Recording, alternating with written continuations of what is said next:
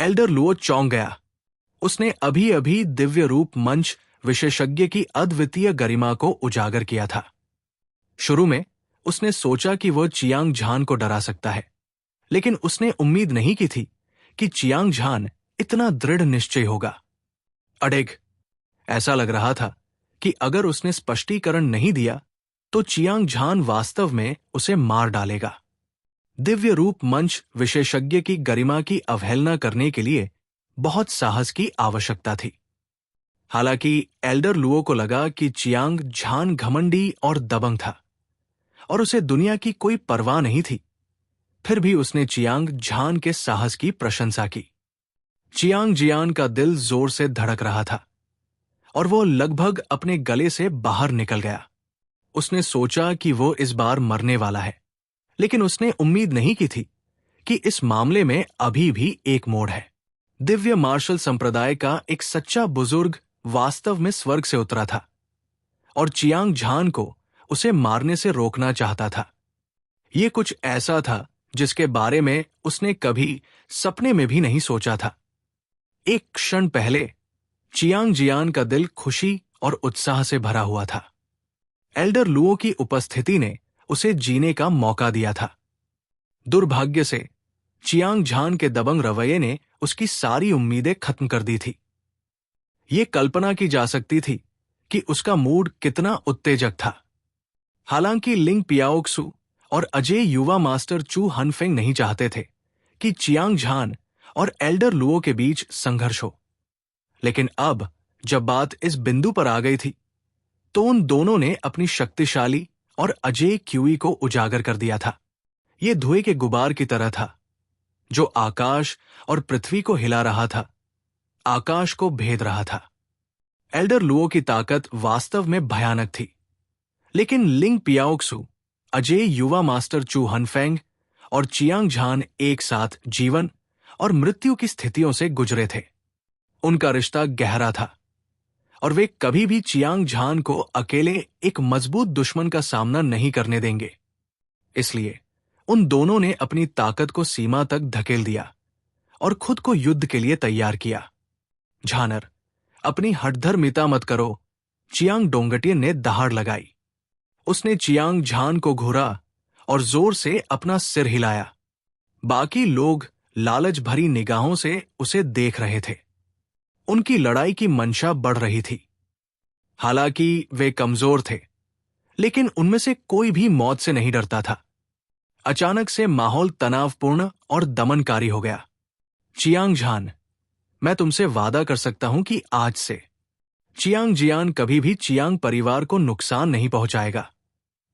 Elder Luo ने अपनी भौहें सिकोड़ी और अपने गुस्से के बावजूद उदास तरीके से कहा, दिव्य मार्शल संप्रदाय के एक सच्चे शिष्य के रूप में, भले ही चियांग झान ने किसी भी कीमत पर चियांग जियान को मार दिया हो, लेकिन उसने जल्दबाजी में काम करने की हिम्मत नहीं की।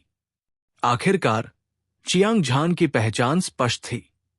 वो सिर्फ दिव्य मार्शल संप्रदाय के गुरु का शिष्य नहीं था, उसका भविष्य असीम था, पूरे संप्रदाय के लिए। एक सच्चा प्रतिभाशाली व्यक्ति एक सच्चे बुजुर्ग से कहीं ज्यादा महत्वपूर्ण था। इसमें कोई मदद नहीं की जा सकती थी। पूरे दिव्य मार्शल संप्रदाय में चियांग झान जैसे कुछ ही प्रतिभाशाली लोग थे, लेकिन एक सच्चा बुजुर्ग बस मुट्ठी भर था। ऐसी परिस्थितियों में एल्डर लुओ के पास समझौता करने के अलावा कोई विकल्प नहीं था। जब चियांग झान ने यह सुना तो वो उदासीनता से मुस्कुराया। उसने पहले से ही एल्डर लुओ के रवैये की उम्मीद कर ली थी। हालांकि दूसरा पक्ष एक दिव्य रूप मंच विशेषज्ञ था जो हवा को बुला सकता था और बारिश को बुला सकता था और समुद्र को हिला सकता था। दिव्य मार्शल संप्रदाय में उसका स्थान बहुत ऊंचा नहीं था। अगर वो एक उपाधि प्राप्त एल्डर होता तो आज के मामले से निपटना बहुत मुश्किल होता।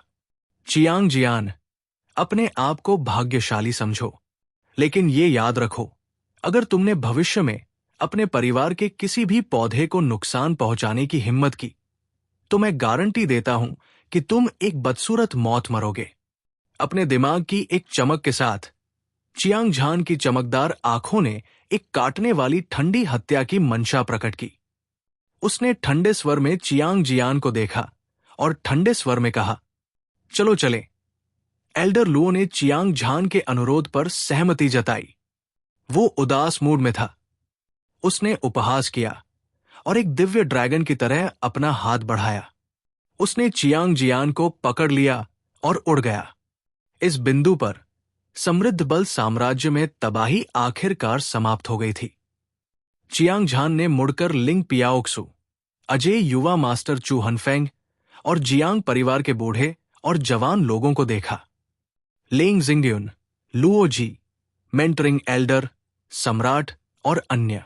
उसने आह भरी और कहा, इस बार शाही राजधानी का विनाश मेरे कारण हुआ था। अगर सम्राट शाही शहर का पुनर्निर्माण करना चाहता है तो सारा खर्च मुझ पर होगा। विनम्र होने की कोई जरूरत नहीं है, युवा नायक चियांग। मेरे पास इस मामले के लिए अपना समाधान है। अधिक से अधिक मैं बस राजधानी को स्थानांतरित कर दूंगा। राजा ने शाही शहर के खंडहरों को देखा। हालांकि उसका दिल ऐसा महसूस कर रहा था जैसे उसे चाकू से छुरा घूमता जा रहा हो। आखिरकार वो एक देश का शासक था, एक दिव्य कोर स्टेज योद्धा। अनगिनत तूफानों और लहरों का सामना करने के बाद वो जल्दी से शांत हो गया। ये भी ठीक है। वैसे भी यहां के सभी योद्धा मर चुके हैं। अगर उन्हें फिर से बनाया भी जाए तो वे अपना पुराना गौरव वापस नहीं पा सकेंगे। चियांग झान ने सिर हिलाया और कहा, यहां कुछ साधना संसाधन है। मुझे उम्मीद है कि शाही परिवार और अधिक विशेषज्ञों का पोषण कर सकता है। कृपया इसे स्वीकार करें, महाराज। ये कहने के बाद चियांग झान ने अपना हाथ बढ़ाया और कुछ सौ स्टोरेज रिंग्स निकाली और उन्हें महामहिम को दे दिया। युवा नायक चियांग बहुत विनम्र है, मैं इसे कैसे स्वीकार कर सकता हूं? सम्राट ने स्टोरेज रिंग ले ली। उसका दिल उत्साहित था और उसका खून खौल रहा था। हालांकि उसने स्टोरेज रिंग के अंदर की चीजों को कभी नहीं देखा था। दिव्य मार्शल संप्रदाय के एक शिष्य के रूप में चियांग झान हाल के वर्षों में प्रसिद्धि के शिखर पर पहुंच गया था और उसने दुनिया पर अपना दबदबा बना लिया था। वो हर चीज को नीची नजर से देखता था और उसकी ताकत अथाह थी। इस तरह के व्यक्ति ने जो खजाना निकाला था उसके बारे में कोई संदेह नहीं था। ये निश्चित रूप से एक उच्च श्रेणी की वस्तु थी। ये अभी भी वही कहावत थी, समृद्ध शक्ति साम्राज्य दुर्लभ संसाधनों वाली एक बंजर भूमि थी। यहां तक कि शाही परिवार के पास भी बहुत सारे कीमती संसाधन नहीं थे। इसलिए अधिकांश लोग सूक्ष्म संघनन अवस्था तक पहुंचने पर अपनी साधना के अंत तक पहुंच चुके होते थे। उनमें से बहुत कम लोग आकार परिवर्तन अवस्था में कदम रख पाते थे। जहां तक दिव्य कोर अवस्था और क्लेश पतन अवस्था का सवाल है, जादुई छवि अवस्था एक अप्राप्य अस्तित्व था। हालांकि आज चियांग झान ने कुछ सौ भंडारण रिंग्स निकाल ली थी और ये अज्ञात था कि अंदर कितने खजाने संग्रहित थे। ये शाही परिवार में एक जबरदस्त बदलाव लाने के लिए पर्याप्त था। ये चियांग परिवार के लोगों के शवों से देखा जा सकता था। शाही राजधानी का विनाश सम्राट के लिए एक आपदा से अलग नहीं था। आखिरकार उनके परिवार के कई सदस्य मर चुके थे। उनका दिल दुख से भर गया था। यही कारण था कि उन्हें पता था कि मार्शल कलाकारों का जीवन काल लंबा होता है, खासकर जब वे दिव्य कोर अवस्था तक साधना कर लेते हैं। कुछ सौ साल बाद उसके आसपास के लोग जल्दी या बाद में चले जाएंगे। इसके अलावा सम्राट अभी भी जीवित था। जब तक वो इच्छुक था, वो जल्दी ही शादी कर सकता था और बच्चे पैदा कर सकता था। उस समय चियांग झान ने उसे जो धन दिया था, उसके साथ उसे और भी अधिक उत्कृष्ट राजकुमार को विकसित न कर पाने की चिंता नहीं करनी पड़ती। श्री चियांग, क्या आपके पास भविष्य के लिए कोई योजना है? अपराजेय युवा मास्टर चू हनफेंग एक दृढ़ निश्चय व्यक्ति थे जिन्होंने अनगिनत लड़ाइयां लड़ी थी। शुरू से लेकर अंत तक वे बहुत शांत रहे थे। उन्होंने चियांग झान की ओर देखा और पूछा, मैं घर जाकर देखना चाहता हूं। मैंने अभी बाकी मामलों के बारे में नहीं सोचा है। हालांकि चियांग झान ने अपने पिता चियांग परिवार के लोगों लेंग जिंगयुन, एल्डर टेक्निक इम्पार्टेशन, लुओजी और इतने पर को बचा लिया था। फिर भी चियांग परिवार के अन्य शिष्य थे, साथ ही स्वर्गीय मुट्ठी संप्रदाय के कई शिष्य भी थे। उसे वापस जाना ही था, चाहे कुछ भी हो। कुछ चर्चा के बाद अजय युवा मास्टर चू हनफेंग और सम्राट ने राजधानी को स्थानांतरित करने का मामला सुलझा लिया था, जबकि चियांग झान और अन्य सभी ड्रैगन सिटी लौट आए थे। चियांग परिवार, लाल दीवारें और नीली टाइलें, आंगन गहरा और शानदार था। स्वर्गीय मुट्ठी संप्रदाय के विनाश के बाद ड्रैगन सिटी में कई महलों का पुनर्निर्माण किया गया। वे चियांग परिवार से जुड़े थे। हालांकि वे शाही महलों की तरह नहीं दिखते थे, फिर भी वे बहुत राजसी थे। चियांग झान और अन्य लोगों के घर लौटने के बाद वे आधे महीने से अधिक समय तक व्यस्त रहे। उन्होंने चियांग परिवार और स्वर्गीय मुट्ठी संप्रदाय के सभी शिष्यों को पूरी तरह से बचा लिया था। उसके बाद चियांग झान, लिंग पियाओक्सु, चियांग डोंगाटियन और जियांग परिवार के बूढ़े और जवान लोग, लेंग जिंगयुन, लुओजी, मेंटरिंग एल्डर और कुछ अन्य बुजुर्ग। कुछ चर्चा के बाद उन्होंने परिवार को स्थानांतरित करने का फैसला किया। चियांग झान के दिमाग में यह विचार तब से चल रहा था जब से उसे पता चला कि कठपुतली राजा भागने वाला है। आखिरकार ड्रैगन सिटी नर्क युद्ध के मैदान के बहुत करीब था। एक बार कुछ असामान्य हुआ तो परिणाम अकल्पनीय होंगे। इसके अलावा चियांग झान सभी की रक्षा करने के लिए पूरे साल चियांग परिवार में नहीं रह सकता था। भले ही एल्डर लुओ ने चियांग जियान से वादा किया था कि वो भविष्य में चियांग परिवार के लोगों को नुकसान नहीं पहुंचाएगा, इसलिए वो सभी को लिन्युन टाउन में लाना चाहता था। ये दिव्य मार्शल संप्रदाय के पहाड़ की तलहटी में स्थित था और इसकी सुरक्षा की गारंटी थी। इस तरह चियांग झान किसी भी समय अपने लिए आवश्यक सभी साधना संसाधनों को घर वापस ले जाने में सक्षम होगा। ये उन दोनों के लिए एक जीत की स्थिति होगी। चियांग डोंगाटियन, जियांग परिवार के बुजुर्ग, लेंग जिंगयुन, लुओजी, एल्डर टेक्निक इम्पार्टेशन और अन्य लोगों सहित उन्हें स्वाभाविक रूप से कोई आपत्ति नहीं थी। दिव्य मार्शल संप्रदाय के पास बसने में सक्षम होने से उन्हें अपनी भविष्य की साधना में अकल्पनीय लाभ मिलेगा। सब कुछ व्यवस्थित होने के बाद चियांग झान ने मूल, भय और निराशा को समझते हुए एकांत में साधना शुरू की। ये 3 प्रकार की विशेष मूल शक्तियां थी। गड़गड़ाहट, गड़गड़ाहट। इस समय असुर महल में 3 आकृतियां भयानक आभा उत्सर्जित कर रही थी। वे रैंक 3 मूल, भय और निराशा ब्लेड आत्माएं थी। हालांकि वे हिंसक रूप से संघर्ष कर रहे थे, लेकिन इसका कोई फायदा नहीं हुआ। वे इसके बारे में कुछ नहीं कर सकते थे। King grade treasure artefact steel की तरह सख्त था और इसकी रक्षा अजेय थी। तीसरे क्रम की विशेष विशेषता ब्लेड सोल लाइट का उल्लेख नहीं करना, यहां तक कि चौथा क्रम, 5वां क्रम और उससे भी अधिक मजबूत विशेष विशेषता ब्लेड सोल लाइट भी इससे बच नहीं सकती थी। कुछ समय पहले चियांग झान और चियांग जियान ने अपनी लड़ाई में मूल और भय का इस्तेमाल किया था। निराशा ब्लेड सोल लाइट ने कई कठपुतली मूल रूपों को मार डाला था, लेकिन ये 3 विशेष विशेषता ब्लेड सोल लाइट, वे भी कठपुतली मूल रूप द्वारा नियंत्रित थे और लड़ाई समाप्त होने के बाद ही भागने में सफल रहे। दुर्भाग्य से ये आज तक चियांग झान द्वारा असुर महल में फंसा हुआ था। अब चियांग झान ने कृपाण आत्मा की 3 विशेष विशेषताओं को ठंडे दिमाग से देखा। उसकी आंखें उत्साह से भरी हुई थी। अगर ये अतीत में होता तो वो कभी भी एक ही समय में रैंक 3 मूल, भय और निराशा का सामना करने की हिम्मत नहीं करता। अन्यथा वह या तो मर जाता या घायल हो जाता। हालांकि पिछली लड़ाई में उसने चियांग जियान की मौत की तलवार आत्मा की शक्ति को खा लिया था और अपनी मौत की तलवार आत्मा को 3रे दर्जे तक बढ़ा दिया था।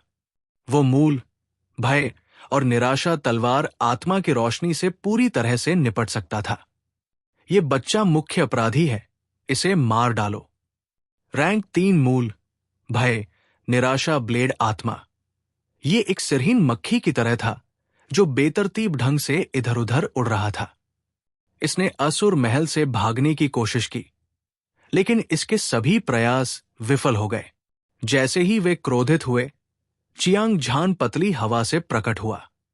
तुरंत ब्लेड आत्मा की 3 विशेष विशेषताओं ने एक भयंकर दहाड़ लगाई और वे सभी चियांग झान पर हमला कर दिया। ये दृश्य देखकर चियांग झान ने एक शब्द भी नहीं कहा। उसने तुरंत अपने वध, अमर, भक्षण, क्षय और पुनर्जन्म को प्रकट किया। ब्लेड आत्मा के 7 विशेष गुणों के प्रकाश ने उत्पत्ति, भय और निराशा के प्रकाश को अवरुद्ध कर दिया। दोनों पक्ष असुर महल के भीतर एक गहन युद्ध में लगे हुए थे। अद्वितीय ऊर्जा एक उफनती लहर की तरह थी और ये वहां नहीं रुकी। उनमें से जब 3rd grade death blade soul light और ओरिजिन ब्लेड सोल लाइट लड़ रहे थे, चियांग झान ने अपना पूरा ध्यान केंद्रित किया और ओरिजिन ब्लेड सोल लाइट की जांच की। उत्पत्ति, सभी चीजों की शुरुआत, अराजकता की शुरुआत, स्वर्ग और पृथ्वी का निर्माण और सभी चीजों का जन्म, ये एक रहस्यमय और अकल्पनीय शक्ति थी। चियांग झान की आंखें बिजली की तरह चमक रही थी, क्योंकि वो मूल ब्लेड सोल लाइट को स्थिर रूप से देख रहा था। उसने पाया कि भीतर की जोरदार ऊर्जा वृत्ताकार रूप में बिखर रही थी। विशाल स्वर्ग और परम पृथ्वी, इसने पूरे क्षेत्र को कवर किया, जैसे फूलों का खिलना, लेकिन पौधों के अंकुरण की तरह भी। इसने लोगों को ऐसा महसूस कराया जैसे उनके आसपास की हर चीज गायब हो गई हो, जैसे वे मूल की शुरुआत में लौट आए हों। मृत्यु की उत्पत्ति में स्वर्ग को नष्ट करने और पृथ्वी को बुझाने, दुनिया को शुद्ध करने और सभी जीवित चीजों को मारने की शक्ति थी। स्वर्ग और पृथ्वी के बीच सभी जीवित चीजें, जब तक वे इस शक्ति से संक्रमित थे, मृत्यु निश्चित थी। लेकिन मृत्यु की उत्पत्ति बिल्कुल भी प्रभावित नहीं हुई। ये मृत्यु की मूल ऊर्जा के साथ विलीन भी हो सकती थी। चियांग झान ने चुपचाप मूल ऊर्जा का अवलोकन किया। जैसे जैसे समय बीतता गया, उसे धीरे धीरे इस रहस्यमय ऊर्जा की कुछ समझ मिली। मृत्यु का भी अपना मूल था। जिस क्षण किसी का जीवन समाप्त होता है, वो मृत्यु की उत्पत्ति होती है। इस तरह की शक्ति लुओ वांजियांग के चारों ओर लिपटी हुई थी। ये सभी प्रकार की शक्तियों के साथ विलीन हो सकता था और कोई भी शक्ति इसे नष्ट नहीं कर सकती थी। 10 दिन बाद चियांग झान ने आखिरकार शक्ति की उत्पत्ति को पूरी तरह से समझ लिया था। वो बस वहां लापरवाही से खड़ा था। उसकी पीठ से लहरें फैल गई, सभी दिशाओं में फैल गई। ऐसा लग रहा था मानो लाखों दुनियाएं उग रही हों, और ऐसा भी लग रहा था मानो स्वर्ग और पृथ्वी का महान दांव असुर महल के हर कोने में फैल रहा हो। 8वां विशेष गुण स्रोत ऊर्जा। चियांग झान बेहद उत्साहित था। उसने केवल 10 दिन का उपयोग किया था और इस बार उसे ब्लेड आत्मा की चमक को विभाजित करने की आवश्यकता नहीं थी। रैंक 3 मूल ब्लेड आत्मा की रोशनी को परिष्कृत करने के बाद वो एक अजेय शक्ति को मुक्त करने में सक्षम होगा। चियांग झान के चेहरे पर एक उज्जवल मुस्कान उभरी। वो रैंक 3 मूल ब्लेड आत्मा से प्रकाश को परिष्कृत करना शुरू करने के लिए इंतजार नहीं कर सकता था। बहुत जल्दी उसके शरीर से उत्सर्जित होने वाली मूल ऊर्जा एक बार फिर से संघनित हो गई। ये एक चमकदार दिव्य ब्लेड में बदल गया। मूल तलवार आत्मा चमक रही थी और ये रैंक 3 मूल कृपाण आत्मा थी। चियांग झान ने मूल ब्लेड आत्मा की रोशनी के बदले में 20 मिलियन योगदान अंक खर्च किए थे। ये दर्दनाक था, लेकिन अब ये साबित हो गया कि ये इसके लायक था। अपने दिल में उत्साह के साथ चियांग झान ने एक बार फिर डर ब्लेड आत्मा की रोशनी पर अपना ध्यान केंद्रित किया और समझ की स्थिति में प्रवेश किया। इस बार ये और भी तेज था। 7 दिन बीत चुके थे और चियांग झान ने तीसरे दर्जे के डर ब्लेड आत्मा प्रकाश को संघनित कर दिया था। फिर उसने निराशा की मूल शक्ति को समझ लिया। 5 दिन बाद वो सफल हो गया था। रैंक 2 का शिखर वध, अमर, भक्षण, क्षय और पुनर्जन्म, समाप्ति, ग्रेड 3 मृत्यु, उत्पत्ति, भय और निराशा। कृपाण आत्मा के 10 विशेष गुण 10 दिव्य कृपाणों में संघनित हो गए, जो चियांग झान के पीछे मंडरा रहे थे। धधकती रोशनी ने पूरे असुर महल को रंग बिरंगे तरीके से रोशन कर दिया। ये स्वर्ग की पवित्र भूमि की तरह था। गड़गड़ाहट, गड़गड़ाहट, ऐसा लग रहा था जैसे स्वर्गीय नदी उफान पर थी। ज्वार भाटा बढ़ रहा था और एक अद्वितीय दबाव हर जगह कहर बरपा रहा था। अगर ट्रांसेंडेंस दायरे में कोई विशेषज्ञ, जिसके पास विशेष गुण के साथ रैंक 2 के शिखर की इच्छा शक्ति, कृपाण आत्मा की चमक, तलवार आत्मा की चमक और इसी तरह की अन्य चीजें मौजूद हों, तो उनकी आत्माएं सीधे नष्ट हो जाएंगी और वे हमेशा के लिए मर जाएंगे।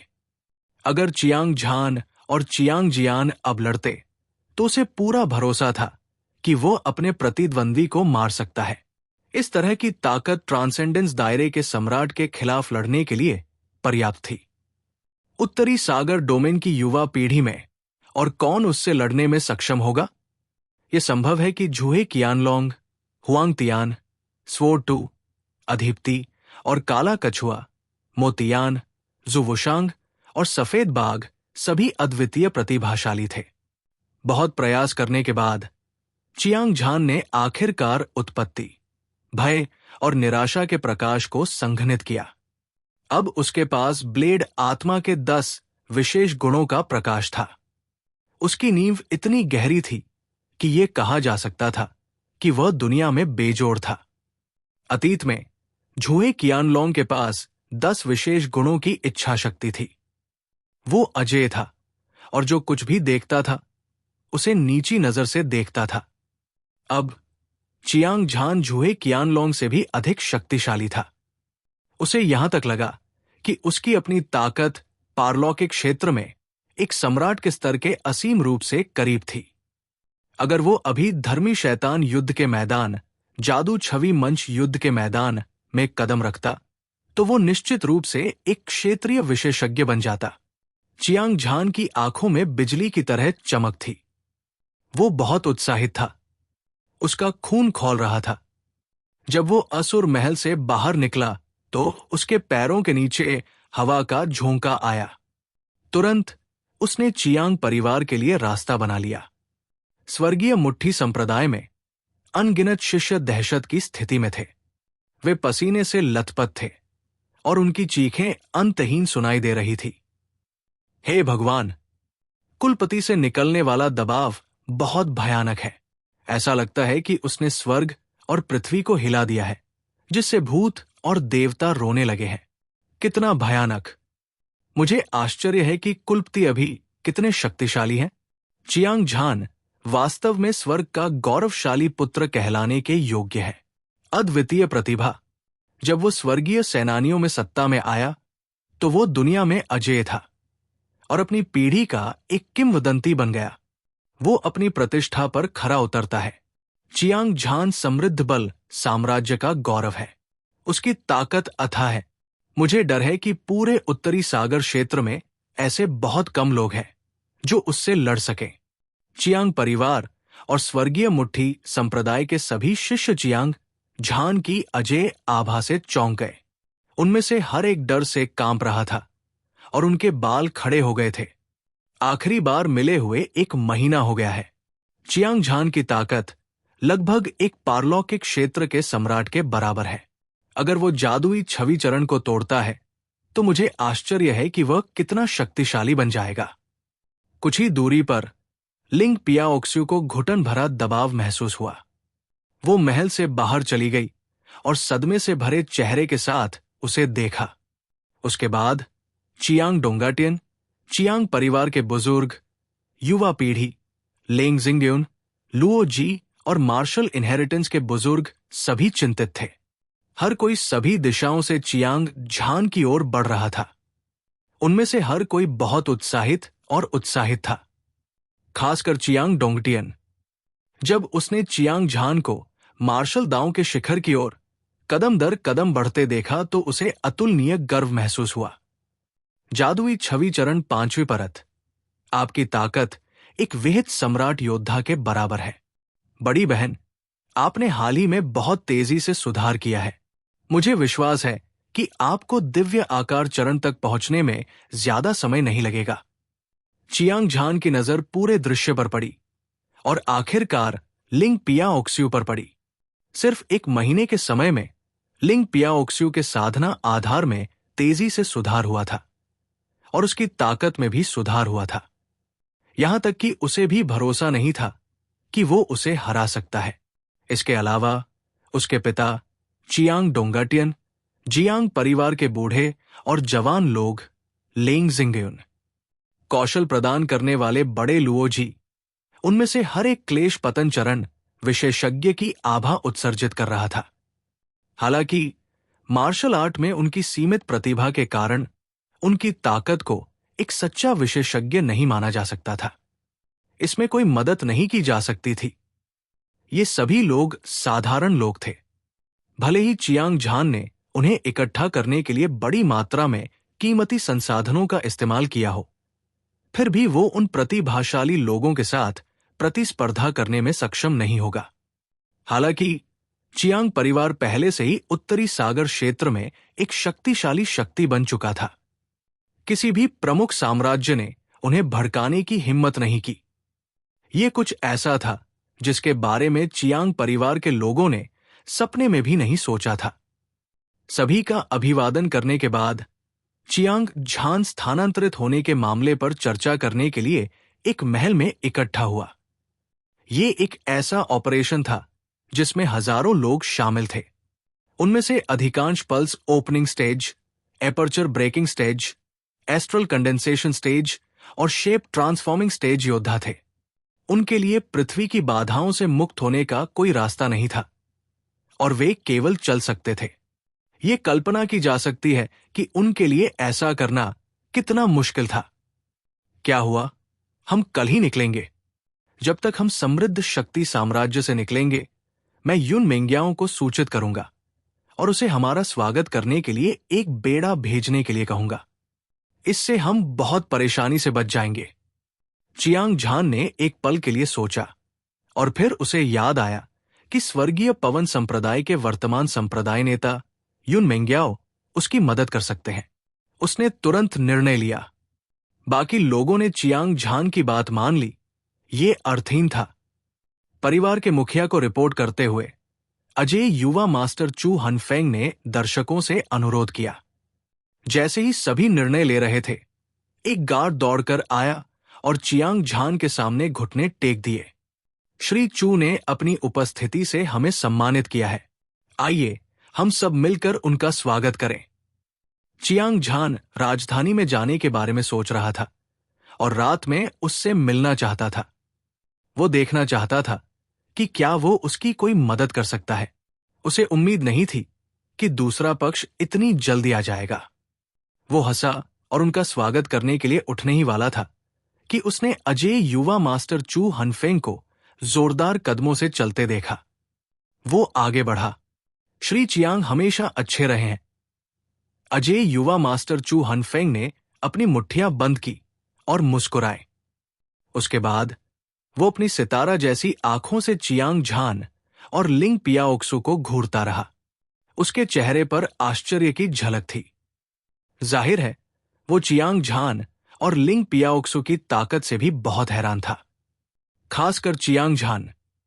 हालांकि वो अभी भी क्लेश पतन अवस्था के 10वें स्तर का शिखर था। उसकी ताकत एक पारलौकिक क्षेत्र सम्राट के बराबर थी। इस तरह की गहरी नींव ये बस अकल्पनीय थी।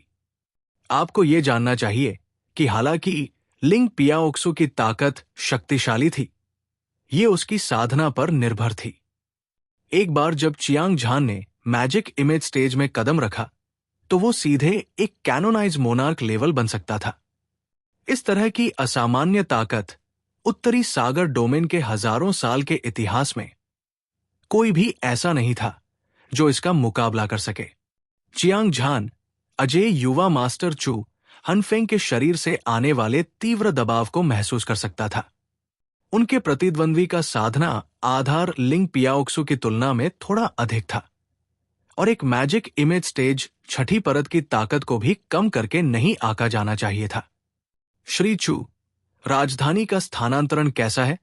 चियांग झान को बिल्कुल भी आश्चर्य नहीं हुआ, क्योंकि अजय युवा मास्टर चू हनफेंग ने दिव्य मार्शल संप्रदाय की सर्वोच्च साधना तकनीक दिव्य मार्शल सात परिवर्तन की साधना की थी। वो लंबे समय से उत्तरी सागर क्षेत्र में युवा पीढ़ी के राजा थे। उनके लिए इस तरह की ताकत होना कोई आश्चर्य की बात नहीं थी। उन्होंने को बैठने के लिए आमंत्रित करने के बाद अपनी आंखों में चिंता के साथ पूछा, सब कुछ व्यवस्थित हो गया है? श्री चियांग को मेरी चिंता करने की जरूरत नहीं है। मैं आप सभी के साथ दिव्य मार्शल संप्रदाय में लौटने के लिए यहां हूं। जब समय आएगा, हम प्रशिक्षण के लिए मैजिक इमेज स्टेज युद्ध के मैदान में जाएंगे। हम सभी के साथ कंपनी होगी। अजय युवा मास्टर चू हनफेंग ने बेफिक्र होकर कहा। यह सुनकर चियांग झान शांत हो गया। उसके बाद उसने उन्हें चियांग परिवार के स्थानांतरण के बारे में बताया। उसने कुछ नौकरों को दावत के लिए कुछ टेबल की व्यवस्था करने का भी आदेश दिया। सारी रात सबने खूब शराब पी और बातें की। अगली सुबह एक लंबी यात्रा शुरू हुई। चियांग झान ने नेतृत्व किया, लिंग पियाओक्सु ने नेतृत्व किया और अपराजय युवा गुरु चू हनफेंग ने नेतृत्व किया। दसियों हजार लोग धीरे धीरे ड्रैगन सिटी को एक लंबे ड्रैगन की तरह छोड़ रहे थे। उनकी गति अतुलनीय रूप से चौंकाने वाली थी। ड्रैगन सिटी के सभी योद्धा उन्हें विदा करने आए। जब उन्होंने चियांग परिवार और स्वर्गीय मुट्ठी संप्रदाय को जाते देखा तो उन सभी के चेहरे पर ईर्ष्या के भाव प्रकट हुए। बेशक कुछ ऐसे परिवार भी थे जिनकी महत्वाकांक्षाएं आसमान छू रही थी। चियांग परिवार का जाना उनके लिए ऊपर उठने का एक मौका था। ड्रैगन सिटी पर कौन हावी हो सकता है, यह प्रत्येक परिवार की ताकत पर निर्भर करेगा। विशाल शून्य में चियांग झान ऊपर से पूरे ड्रैगन सिटी को देख रहा था। वो यही पैदा हुआ था और यही पला बढ़ा था। वो अपने गृहनगर से अलग होने के लिए अनिच्छुक था। हालांकि चियांग परिवार के लोगों की खातिर स्वर्गीय मुट्ठी संप्रदाय के सभी शिष्यों की सुरक्षा और विकास के लिए उसे ये जगह छोड़नी पड़ी। अतीत की महिमा पहले ही फीकी पड़ चुकी थी। चियांग झान ने चियांग परिवार और स्वर्गीय मुट्ठी संप्रदाय को एक नए भविष्य की ओर ले जाने का मन बना लिया था। उसी समय धर्मी शैतान युद्ध के मैदान में एक धरती हिला देने वाली घटना घटी।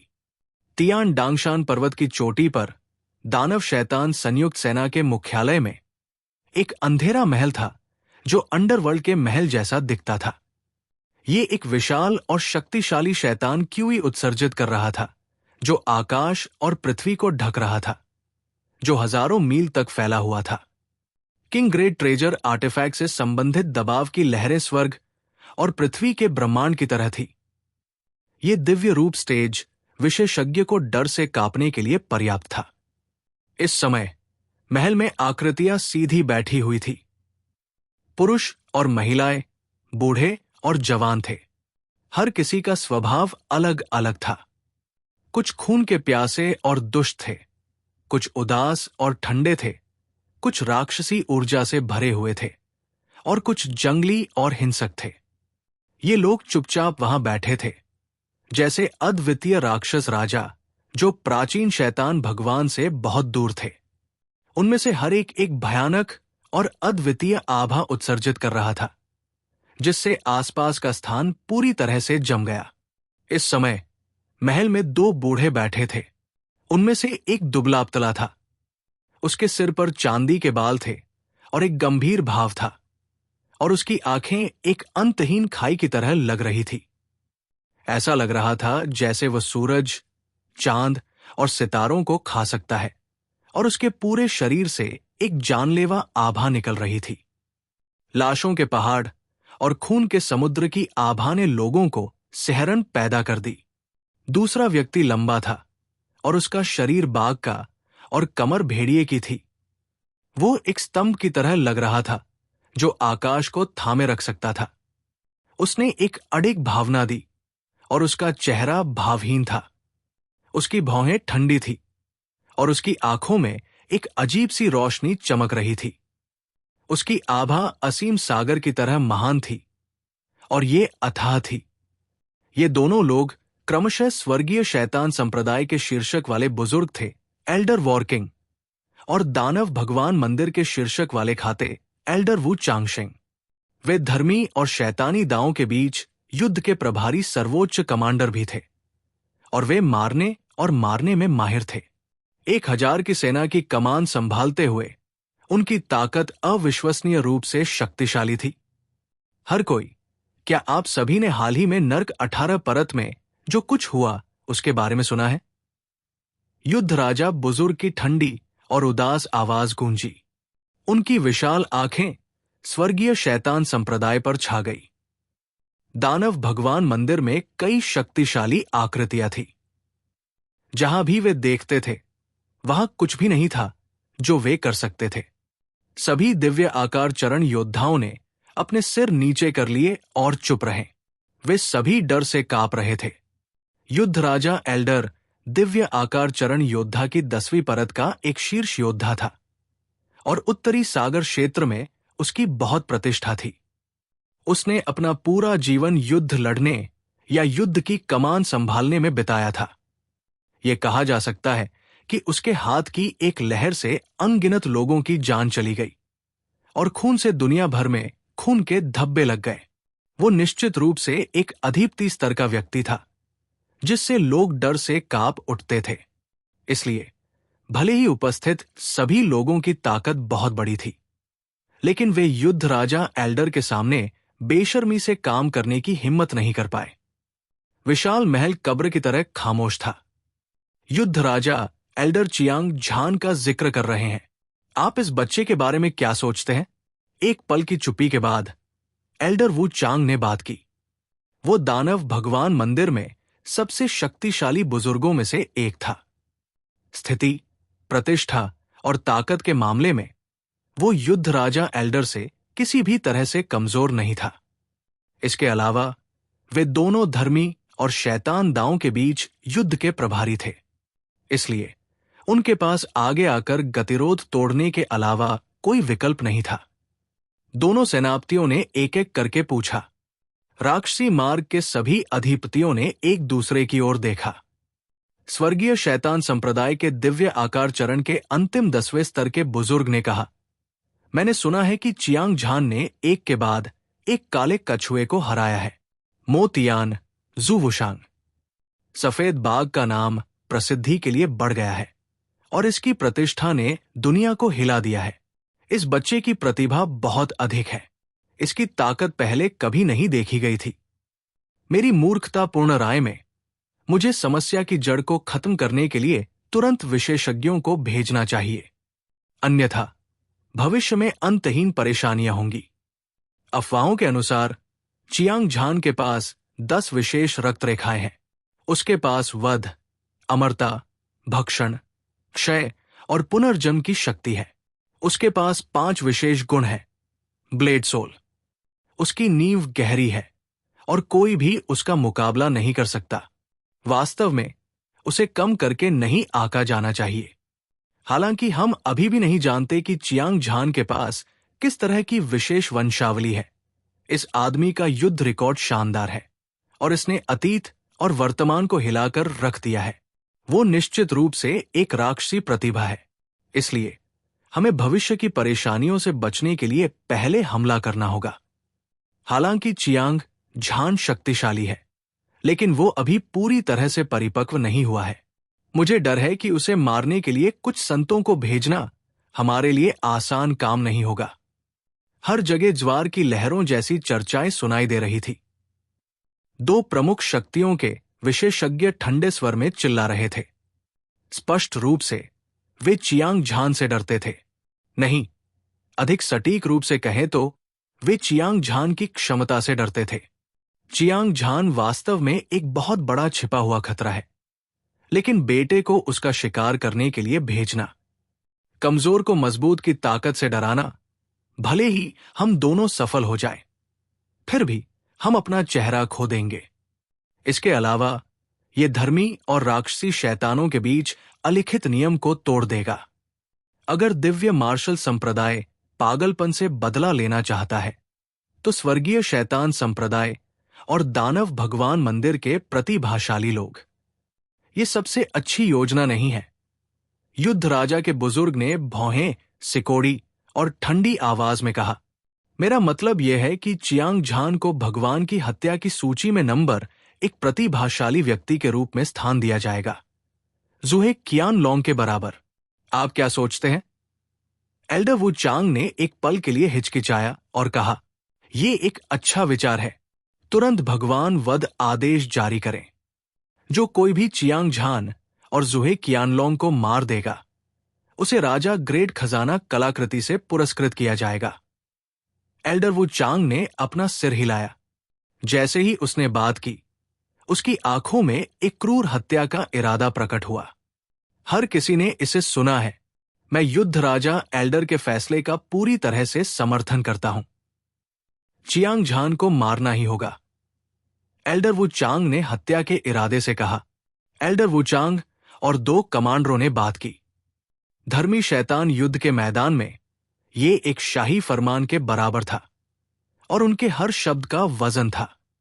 जैसे ही उनके आदेश पारित हुए, राक्षसी शैतानों के अनगिनत शिष्य अपनी मुट्ठियां रगड़ रहे थे, लड़ने के लिए तैयार थे। उनमें से कुछ अकेले ही चियांग झान की तलाश कर रहे थे। उनमें से कुछ एक दूसरे की तलाश भी कर रहे थे, चियांग झान का शिकार करने की तैयारी कर रहे थे। एक पल में चियांग झान का नाम पूरे उत्तरी सागर क्षेत्र में फैल गया था। ड्रैगन सिटी छोड़ने के बाद चियांग झान ने हजारों लोगों का नेतृत्व करते हुए एक लंबी यात्रा की। बहुत सी कठिनाइयों से गुजरने के बाद वे आखिरकार 2 महीने बाद विशाल महासागर साम्राज्य में पहुंचे। इस अवधि के दौरान चियांग झान ने स्वर्गीय पवन संप्रदाय की यात्रा की और उन्हें चियांग परिवार के स्थानांतरण के बारे में बताया। युन मेंग्याओ ने स्वाभाविक रूप से मदद करने की पूरी कोशिश की। इस समय उफनते समुद्र में युद्धपोतों के झंडे हवा में लहरा रहे थे। लाइनअप बहुत बड़ा था। चियांग परिवार और स्वर्गीय मुट्ठी संप्रदाय के शिष्यों का स्वागत करने के लिए हजारों युद्धपोत बैचों में घाट पर पहुंचे। इतने बड़े दृश्य ने सभी को चौंका दिया था। हालांकि वे जानते थे कि चियांग झान पिछले कुछ वर्षों से बाहरी दुनिया में अच्छा कर रहा था, लेकिन उन्होंने कभी सपने में भी नहीं सोचा था कि वो ऐसा करेगा। वो विशाल महासागर साम्राज्य में हजारों युद्धपोतों को जुटाने में सक्षम था। ये बस आसमान में बादल छाने जैसा था। ये अविश्वसनीय था कि वो हजारों युद्धपोतों को नियंत्रित कर सकता था। इस समय चियांग झान के लिए सभी की प्रशंसा एक उफनती नदी की तरह थी, अंतहीन और अंतहीन। जब उन्होंने चियांग झान को देखा तो ऐसा लगा जैसे वे एक अतुलनीय ऊंचे दिव्य पर्वत को देख रहे हों। भीड़ के सदमे को नजरअंदाज करते हुए चियांग झान ने जल्दी से महिलाओं और बच्चों को जहाज पर चढ़ने की व्यवस्था की। उसके बाद चियांग परिवार और स्वर्गीय मुट्ठी संप्रदाय के शिष्यों को भी। उन सभी को जहाज पर चढ़ने में 4 घंटे से अधिक का समय लगा। गड़गड़ाहट, गड़गड़ाहट।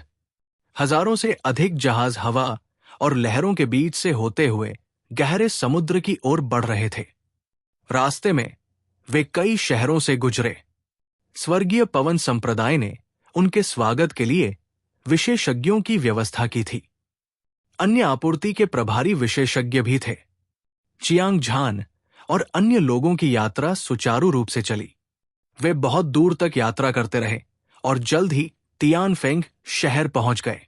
समुद्र के किनारे बसा ये शहर रंग बिरंगी लालटेनों और लालटेनों से सजा हुआ था। ये खुशी से भरा हुआ था, मानो नया साल हो। सभी रेस्तराओं ने शानदार दावत की तैयारी की थी। युन मेंग्याओ ने व्यक्तिगत रूप से स्वर्गीय पवन संप्रदाय के विशेषज्ञों को चियांग झान और अन्य लोगों का मनोरंजन करने के लिए नेतृत्व किया। भव्य दृश्य एक विशिष्ट अतिथि का स्वागत करने जैसा था। एक दिन आराम करने के बाद चियांग झान और अन्य लोग जहाज को छोड़कर उसमें सवार हो गए। वे लियान यून टाउन की ओर चल पड़े। शाम को वे आखिरकार अपने गंतव्य पर पहुंच गए। वर्तमान लियान्यून टाउन हमेशा की तरह बिल्कुल अलग था। एक के बाद एक शानदार महल जमीन से उठे। वे सभी मध्यम श्रेणी के खजाने की कलाकृतियां थी। उनमें से कुछ 100 जो एक विशाल संरचना का निर्माण करते थे। एक भयानक दबाव ने आकाश को ढक लिया और पृथ्वी को ढक लिया। ये 10,000 मील तक फैल गया, जिससे सभी चौंक गए। चियांग परिवार के लोग और स्वर्गीय मुट्ठी संप्रदाय के सभी शिष्य अचंभित थे। हालांकि उन्होंने पहले भी कुछ मिडिल ग्रेड ट्रेजर आर्टिफैक्ट देखे थे, लेकिन जब एक ही समय में सैकड़ों आर्टिफैक्ट दिखाई दिए तो उन्हें अपनी आंखों पर यकीन नहीं हुआ। हालांकि ये पहाड़ों में बसा एक छोटा सा शहर था और ये ड्रैगन सिटी जितना समृद्ध नहीं था, फिर भी कई मिडिल ग्रेड ट्रेजर आर्टिफैक्ट महल एक चमकदार चमक के साथ चमक रहे थे। ये आकाश में एक महल की तरह था और कोई भी जगह इसकी तुलना नहीं कर सकती थी। इसके अलावा शून्य में एक विशाल और शुद्ध आध्यात्मिक ऊर्जा थी। ये समुद्र की लहरों की तरह उमड़ रही थी। बस एक सहज सांस के साथ हर कोई महसूस कर सकता था कि उनकी साधना का आधार धीरे धीरे बढ़ रहा था। मार्शल कलाकारों के लिए ये जगह बस एक स्वर्ग थी। उपस्थित सभी लोगों को उत्तेजक पदार्थों का इंजेक्शन लगा हुआ लग रहा था और वे अतुलनीय रूप से उत्साहित थे। वरिष्ठ भाई चियांग, क्या आप संतुष्ट हैं? एक महल के भीतर से एक स्पष्ट और मधुर आवाज सुनाई दी और फिर एक आकृति चमक उठी। एक सुंदर लड़की जिसका शरीर सुंदर था और चेहरा स्वर्ग की अमर देवी जैसा था, सबकी आंखों के सामने प्रकट हुई।